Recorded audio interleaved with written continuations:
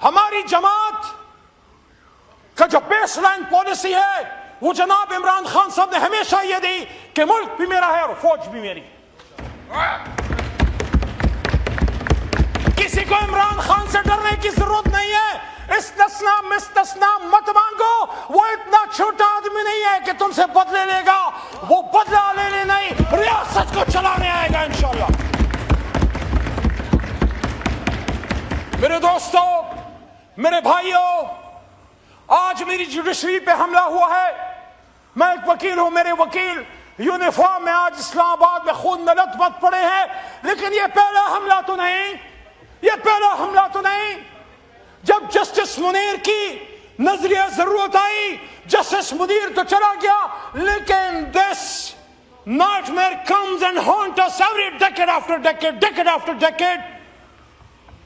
1997 में supreme court पे सिर्फ एक जिस्मानी हमला हुआ था। आज जो हमला हुआ है मेरे भाइयों, मेरे दोस्तों, अगर इस मुल्क में जुडिशरी मजबूत ना रही, याद रखना किसी को जाए अमान नहीं मिलेगी।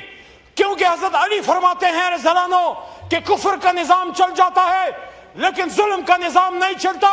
मैं आपसे पूछना चाहता हूं, जब एक जज को सिक्योरिटी ऑफ टेन्योर नहीं दोगे, जब एक जज को यह नहीं पता होगा कि मैं अगर किसी ताकतवर के खिलाफ फैसला दूंगा तो उसके बाद मुझे नौकरी से माजूल नहीं कर दिया जाएगा या मेरी बदली नहीं कर दी जाएगी, वो क्यों खड़ा होगा? दूसरी तरफ जुडिशरी पे भी सवाल है, क्या आपने हम वो कला कि उस मोमेंट से इंसाफ किया? मेरा लीडर इमरान खान उसके लिए जेल गया, बेनजीर साहब ने स्टैंड लिया, उस्मान मियां साहब ने भी स्टैंड लिया था। वाइंड अप करें प्लीज। आपने सुप्रीम कोर्ट को क्या बनाया? आपने सुप्रीम कोर्ट को एक ऐसी अदालत बनाया जो वक्त और हालात के मुताबिक हवा को देख के फैसले करती थी। जब जब इस सुप्रीम कोर्ट पे इम्तिहान आया है, वल्लाह बतौर वकील मुझे लगता है सुप्रीम कोर्ट आपने उन फलसफों से इंसाफ नहीं किया। जब मुझे आखिरी एक दो लाइन, जब मुझे दहशतगर्दी और आर्मी एक्ट में वो शख्स जो उस आदमी का पोता है जिसने इस आदमी शुक्रिया बिस्मिल्लाहिर्रहमानिर्रहीम। एक मिनट डॉक्टर साहब तशरीफ रखें। जी शेर पढ़े, आखिरी शेर, माइक खोले कि आप मुझसे क्या तवक्को करते हैं? शेर पढ़े ना आप, वही मैं उस पर खत्म कर रहा हूं। मैंने कहा मैंने भी काला कोट पहना है, आपने भी काला कोट पहना है, और पीछे जिस कायद की तस्वीर है उसने भी काला कोट पहना है। मुझे सिर्फ इंसाफ चाहिए। तो मोहतरम डिप्टी स्पीकर साहब, आज जो हम अपनी अदलिया के साथ करने जा रहे हैं वो करने जा रहे हैं जिसके बाद अल्लाह भी हमें माफ नहीं करेगा, हमारी कौम भी हमें माफ नहीं करेगी। आपने शेर की फरमाइश की है तो मैं शेर पे सिर्फ इतना ही कहूंगा, मैं शेर पे सिर्फ इतना ही कहूंगा, क्या तुझको सिखाऊं मैं तकदीर उमम क्या है? तुझको सिखाऊं मैं तकदीर उमम क्या है? शमशीर और सनाउल ताउस रबाब, आखिर बदकिस्मती से यहाँ सिर्फ ताउस रबाब चल रहा है, ना शमशीर है और ना सना है और ना कलम की हुर्मत है। शुक्रिया। कायद आज़म मोहम्मद अली जिन्ना के मुल्क में लोगों को इस्तिस्ना की जरूरत पड़ गई। क्या फारूक आजम से माज़अल्लाह बड़ा कोई स्टेट्समैन पैदा हो गया है? जंग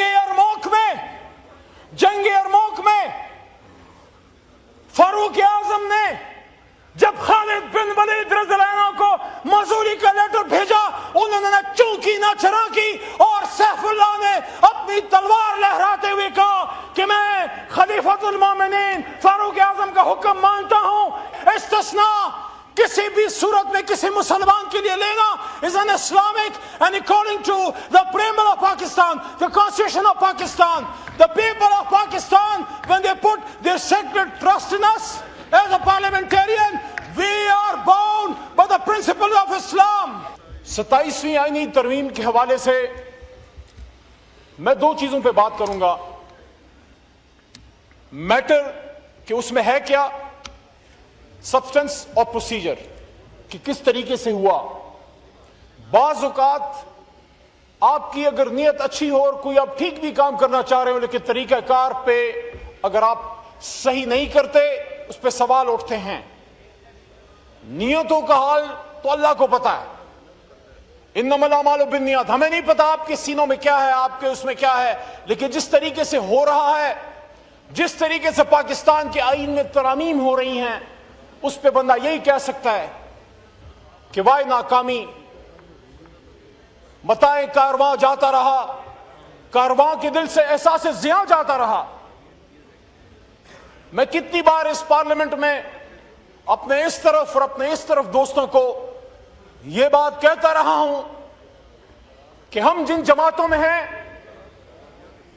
اپنی لیڈرشپ کی ہم عزت کریں، ان کو فالو کریں، کیونکہ اللہ کے بعد اپنی لیڈرشپ اپنی جماعت کی برکت سے آپ کو اللہ عزت دیتا ہے۔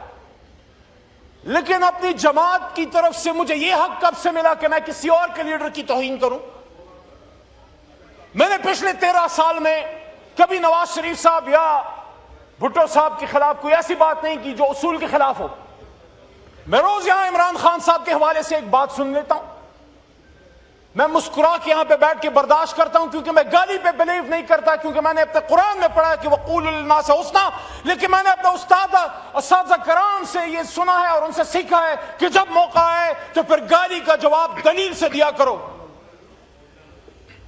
میں نے خود اپنے ان کانوں سے سنا اور میں نے دیکھا، میں اس وقت وکالت کا طالب علم تھا کہ میں نے محترمہ بے نظیر بھٹو شہید صاحبہ کو یہ کہتے ہوئے سنا کہ جب سپریم کورٹ، ویسے سپریم کورٹ کو ہم نے گھنٹہ گھر بنا دیا ہے، ہر کوئی اس کو بجاتا رہتا ہے، جب سپریم کورٹ پہ حملہ ہوا تھا اور ڈوگر کورٹس بنی تھی، میں نے بے نظیر صاحبہ کو یہ کہتے سنا، پیپلز پارٹی کے دوستوں سے مخاطب ہوں، جیالوں سے مخاطب ہوں، آپ کی اور ہماری بی بی شہید نے کہا کہ ہم اپنے سپریم کورٹ، اپنے چیف جسٹس کے گھر پہ پاکستان کا جھنڈا لہرائیں گے۔ کہا تھا کہ نہیں کہا تھا؟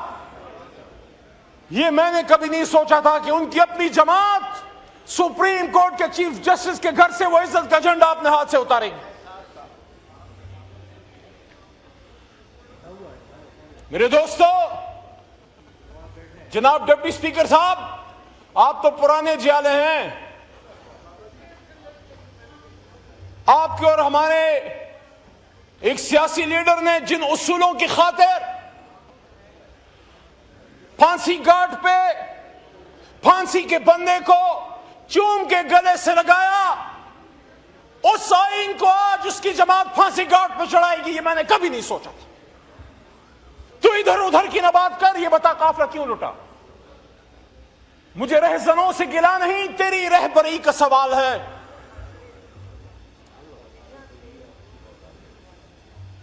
جس وکیل نے یہ ملک بنایا تھا، قائد اعظم محمد علی جناح، ہمارے دشمن ملک کا وزیر دفاع جسونت سنگھ اپنی کتاب میں بابا قائد اعظم محمد علی جناح کے بارے میں کہتا ہے کہ آخری چیکس جب محمد علی جناح نے زیارت ریزیڈنسی میں علیل ہوتے ہوئے آخری چیکس جو انہوں نے کاٹے، اس میں سے ایک چیک وہ بھی تھا کہ جب وہ بیمار تھے، وہ کھانا نہیں تناول فرما رہے تھے، ان کی اشتہا بند تھی، ان کے لیے جالندھر سے کک منگوایا گیا۔ انہوں نے پوچھا، انہوں نے بڑے دنوں بعد کرنے لاہی بخش جو ان کے مالج تھے، انہوں نے اپنی کتاب میں مائی بردر میں ان کی سسٹر نے بھی کہا، فاطمہ جناب بی بی نے بھی کہا کہ بڑے دنوں بعد میرے بھائی نے تھوڑا سا کچھ کھانا تناول فرمایا، اور پھر پوچھا کہ who paid for it? Deputy Speaker صاحب, the founder of Pakistan was asking that who is paying for me when I am dying on my deathbed. He was being told that you are the Governor General of Pakistan. The state is responsible to pay your expenses. He said no. میں ریاست کے پیسوں پہ عیش نہیں کروں گا۔ اور آخری جو کچھ چیک کاٹے ان میں سے ایک چیک وہ بھی تھا کہ انہوں نے کہا یہ چیک کاٹو، یہ پیسے اس کو پے کرو اور اس کو واپس بھیجو۔ آج میں حیران ہوں، قائد اعظم محمد علی جناح کے ملک میں لوگوں کو استثناء کی ضرورت پڑ گئی۔ کیا فاروق اعظم سے معاذ اللہ بڑا کوئی اسٹیٹسمین پیدا ہو گیا ہے؟ جنگ یرموک میں فاروق اعظم نے جب خالد بن ولید رضی اللہ عنہ کو معذوری کا لیٹر بھیجا، انہوں نے چونکی نہ چرا کی، اور سیف اللہ نے اپنی تلوار لہراتے ہوئے کہا کہ میں خلیفۃ المومنین فاروق اعظم کا حکم مانتا ہوں۔ استثناء کسی بھی صورت میں کسی مسلمان کے لیے لینا is an Islamic, and according to the preamble of Pakistan, the constitution of Pakistan, the people of Pakistan, when they put their sacred trust in us as a parliamentarian, we are bound by the principles of Islam. And according to the constitution of Pakistan in its preamble, the founders of Pakistan are saying, wherein the independence of the judiciary shall be fully secured. Number one. اور دوسرا وہ کیا کہتے ہیں, یہ بڑی important ہے. آج ہم ہیں, کل آپ ہوں گے, میری دعا ہے کبھی نہ ہو. ہم اگر ان کرسیوں پہ آئے, آپ کے ساتھ اگر یہ کسی نے کیا جو آج ہمارے ساتھ ہو رہا ہے, وہاں سے کوئی نہ بولے علی بولے گا, کیونکہ علی کا نام, علی کا کام بولنا اور کھڑا ہونا ہے. Wherein the principles of democracy, freedom, equality, tolerance and social justice as enunciated by Islam shall be fully observed. My Deputy Speaker صاحب, Honorable شاہ صاحب, آپ سے مخاطب ہوں. یہ جو ترمیم ہم کرنے جا رہے ہیں, 27ویں ترمیم, this is against the preamble of the Constitution of Pakistan. کسی میں جرت نہیں ہے کہ قرارداد مقاصد کے خلاف جائے, اور یہ آئین قرارداد مقاصد کے خلاف کیسے جا رہا ہے؟